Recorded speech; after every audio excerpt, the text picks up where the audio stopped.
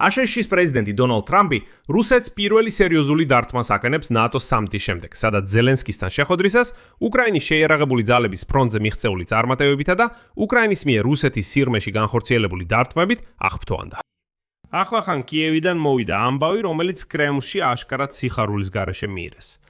სენატორმა ლინცი გრემმა, რომელიც ამჟამად კიევში იმყოფება, განაცხადა, რომ თეთრმა სახმა და სენატმა საბოლოოდ შეათანხმეს რუსეთის წინააღმდეგ სანქციების კანონპროექტის საბოლოო ვერსია. იმ კანონპროექტისა, რომელსაც ვაშინგტონში უკვე დიდი ხანია ჯოჯოხეთურს და ძვლების მსხვერპელს უწოდებენ. ლინცი გრემის სიტყვები თითქმის ტრიუმფალურად ჯრევს. დაახლოებით 9 საათით ადრე, მისი თქმით, თეთრ სახლთან შეთანხმება მიღწეული იქნა იმ კანონპროექტის ვერსიაზე, რომელსაც თეთრი სახლი მხარს დაუჭერს. ეს ნიშნავს, რომ დოკუმენტი საბოლოოდ კანონი გახდება.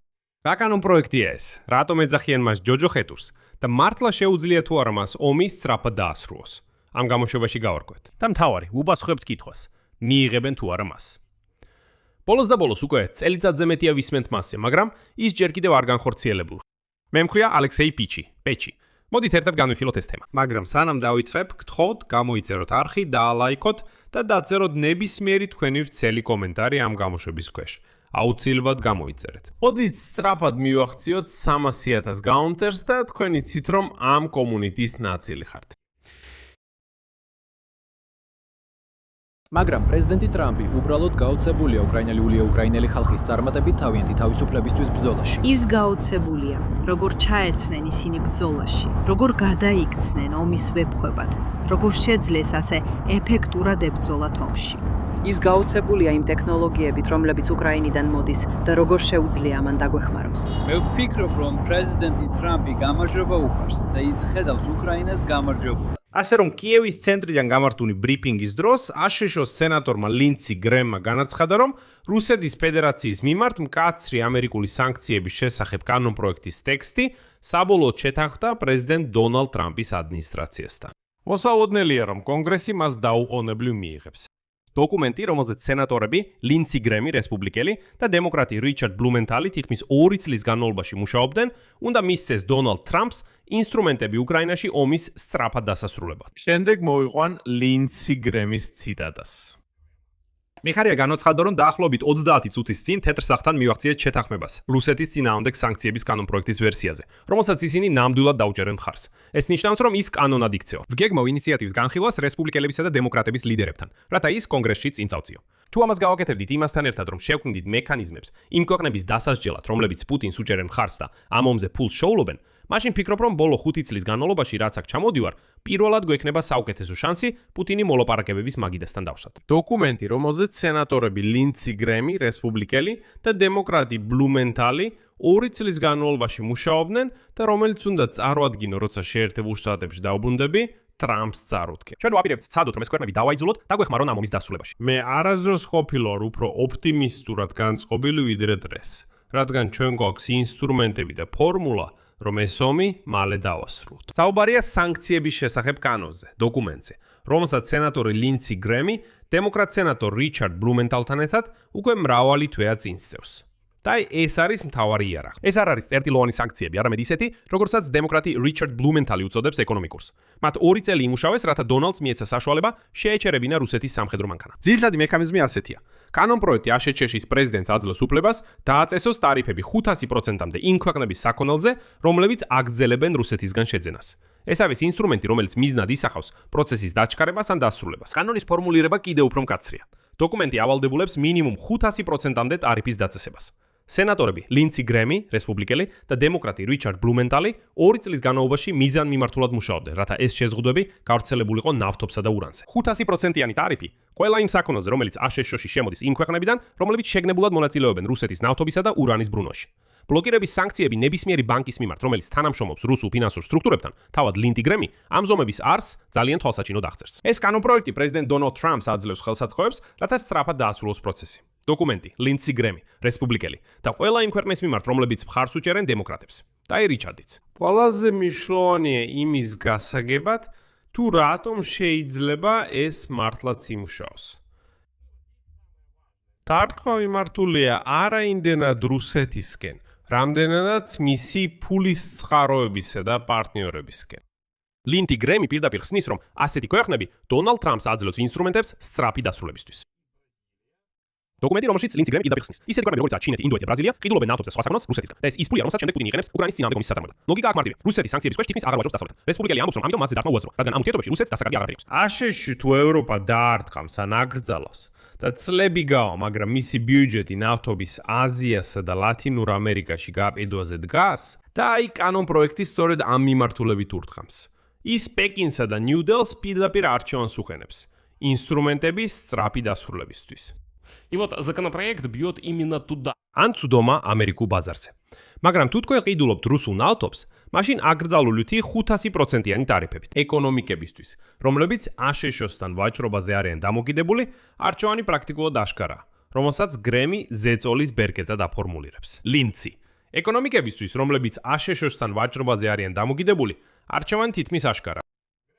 რესპუბლიკელი ბლუმენტალი მუშაობდნენ იმისთვის, რომ დონალდ ტრამპს კოლოსალური ზეწოლა მოეხდინა ჩინეთზე, ინდოეთსა და ბრაზილიაზე. რათა ისინი დაეყოლიებდნენ შეწყვიტა იაფი რუსული ნავთობის ყიდვა და პროცესის სწრაფ დასრულება. დოკუმენტი, ლინცი, რესპუბლიკელი, დემოკრატი, ბლუმენტალი მუშაობდნენ მის მიწოდებაზე. მაგრამ როგორ უნდა მიიყვანოს ეს სანქციები ტრამპმა მშვიდობამდე? მექანიზმი თავად კანონშია.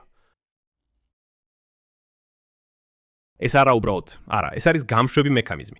ისინი ძალაში შედის თუ რუსეთი უარს ითქვის მოლაპარაკებებზე, თუ რუსეთი ჩაშლის უკვე არსებულ შეთანხმებას, ან დაიწყებს ახალ შეჭას. ანუ ეს ავტომატურად ამოქმედებადი ულტიმატუმივით უშაობს. ანუ დაჯექი მოლაპარაკების მაგიდასთან, ან დაკარგავ ნავთობის შემოსავალს, როცა შენი მყიდველები უბრალოდ გაიქცევიან 500%-იანი ტარიფების მუხარის ქვეშ. და ეს პირდაპირი დარტყმა არ არის, ეს დარტყმა მქმა მოკავშირეებზე.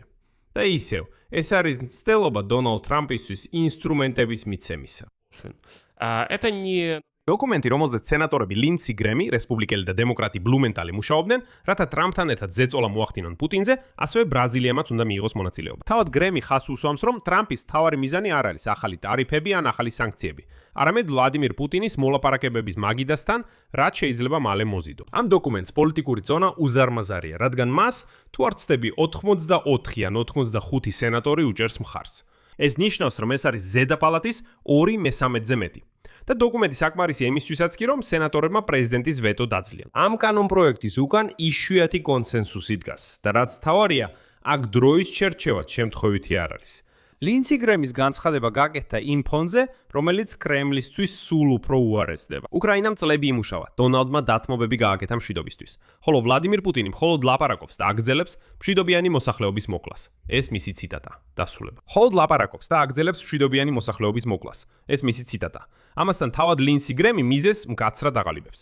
ვლადიმირ პუტინის თავარი შეცდომა ის იყო, რომ მან სცადა დონალდ ტრამპი დაეჯაბა. ნახევარი წელი დონალდ ტრამპი ცდილობდა პუტინი მოლაპარაკებების მაგიდასთან დაესვა. რიჩარდ ბლუმენტალი მუშაობდა დონალდისთვის თავდასხმაზე პასუხის მისაცემად და ინსტრუმენტების მოსაძიებლად, რათა ვლადიმირ პუტინი მოლაპარაკებების მაგიდასთან დაეპატიჟებინა მშვიდობიანად.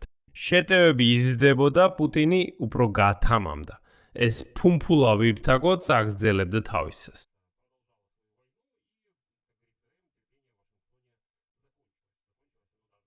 ვაშინგტონის მოთხრინება ამოიწურა. ის ამოიწურა თვით დონალდ ტრამპსაც კი. დღეს მეთიუ უიტაკერმა, რომელიც აშშ-ის ოფიციალური წარმომადგენელია გაეროში, პირდაპირ განაცხადა, რომ რესპუბლიკელი და განსაკუთრებით დონალდ ტრამპი, დემოკრატი ბლუმენტალი, დიახ მართლაც, შეიარაღებული ძალები მუშაობდნენ ომის სვლეობის უზრუნველსაყოფად, დონალდს ყველაფერი ხელში აქვს. დარტყმები რუსეთის წინააღმდეგ. ტრამპს უკვე აჩვენებენ შედეგს. ინსტრუმენტები კამათისთვის უბრალოდ სწრაფი აზრი არ აქვს. ამიტომ ტრამპმა გადაწყვიტა უკრაინის მხარეს დადგომა. და ახლა ლინცი გრემის პროგნოზით, უახლოეს დღეებში მსოფლიო იხილავს უკრაინისთვის იარარის მიწოდებას. დოკუმენტი, რომელიც ამ დონეზეა, მართალია. სენატორები ლინცი გრემისგან, ასევე ევროპიდან და კანადიდან, გრემი, რესპუბლიკელი, დემოკრატი ბლუმენტალი მუშაობდნენ. სანქციების მინიჭებაც ტრამპის ხელშია და მხარდაჭერის გაძლიერებაც ტრამპის მხრიდან. მაგრამ მაინც ვიყოთ გულწრფელები. აი ამ სწრაფი დასრულების ევროპის მხრიდან. და ეს ყველაფერი, რომ 500%-იანი ტარიფები დაარტყამს არა მხოლოდ რუსეთს, არამედ ამერიკის მოკავშირეებსაც და თვითონ აშშ-საც. ზოგიერთი ანალიტიკოსი ასეთ მასშტაბს ფაქტობრივ ემბარგოს უწოდებს. ლინცი გრემი, რესპუბლიკელი და დემოკრატი რიჩარდ ბლუმენტალი ეკონომიკურ ზრდაზე საუბრობდნენ, ფასების ზრდაზე 2 ამერიკელი მუშაობდა. არის კიდევ ერთი ნიუანსი. კანონში საკვანძო სიტყვა პრეზიდენტი იღებს უფლებას. ასე რომ დონალდსაც კი შეუძლია სწრაფად დაასრულოს. პრეზიდენტი იღებს უფლებას, ანუ მაშინაც კი როცა დოკუმენტი კანონად იქცევა, ის ავტომატურად არ ამოქმედდება. გამოიყენონ ეს ურო თუ შეინახონ ის და არც კი სცადონ კიდევ ერთხელ, რითიც ლინცი, დემოკრატი რიჩარდ ბლუმენტალი მუშაობდნენ, რომ დონალდ ტრამპს მიეცა ინსტრუმენტები ხელთ და ვაჭრობა შეძლებოდა. ასე რომ ჯოჯოხეთური სანქციები თუ ანალოგიას გავავლებთ, უფრო კედელზე ჩამოკიდებული დატენილი თოფია, ვიდრე ნასროლი ტყვია. ანუ ეს არის მომზადება. მოდი შევაჯამოთ. ვაშინგტონი პირველად დიდი ხნის შემდეგ იღებს იარაღს არსენალიდან, რომელიც არ უთხრამს ებისტოოს დასავლეთიდან მოწყვეტილ რუსეთს, არამედ დოკუმენტს მის უკანასკნელ მომწოდებლებს, ჩინეთს, ინდოეთს, სენატორ ლინცის თქმით, ბრაზილიას. პირველ რიგში გრემ და ლოგიკა რესპუბლიკელი რიჩარდისა. ნატოების ფული 2 წლის განმავლობაში ომი და პლუშის დიქტატორი ვლადიმირ პუტინის არჩევანის წინაშე დაყენება. მოლაპარაკებების მაგიდა ან ეკონომიკური იზოლაცია მყიდველებისგან. კანონის უკან დგას ორპარტიული და თეთრი სახლის თანხმობა, თუ ლინცი გრემს დაუჯერებთ. გახდება თუ არა ეს ჯოჯოხეთური იარაღი ის, რამდენად დაასრულებს ომს. თუ დოკუმენტი, რომელიც სენატორებმა დატოვეს დამუხტული, ლინცი გრემის თქმით, როგორც ზეწოლის ინსტრუმენტი, ახლა დამოკიდებულია რესპუბლიკელ კაცზე ოვალურ კაბინეტში. დემოკრატმა დონალდ ტრამპს მისცა ურო, როგორც ამბობენ, უკვე გამოჭედილია, მზადაა და ბოლოს ტრამპის მაგიდაზე დევს, რაც ცვლის ვითარებას. და კრემლშიც ეს შესანიშნავად ესმით. ანუ აშკარაა, რომ ახლა დასრულების დროა. შევდივართ მოლაპარაკებების ახალ ციკლში. ან დოკუმენტით, რომელსაც სენატორი ლინცი გრემი რესპუბლიკელი წარმოადგენს. და აი თეთრ სახში გადაწყვიტეს, კვლავ დაუბრუნდნენ ამ ინსტრუმენტს. აქტიატილებს დავაყენებ, თქვენი აზრი, თქვენი დასკვნები დაწერეთ კომენტარებში ამ გამოშვების ქვეშ, გამოიწერთ არხი და დააცკაპუნეთ ზარზე. და არ დაგავიწყეთ ლაიკის დაჭერა. Всем пока.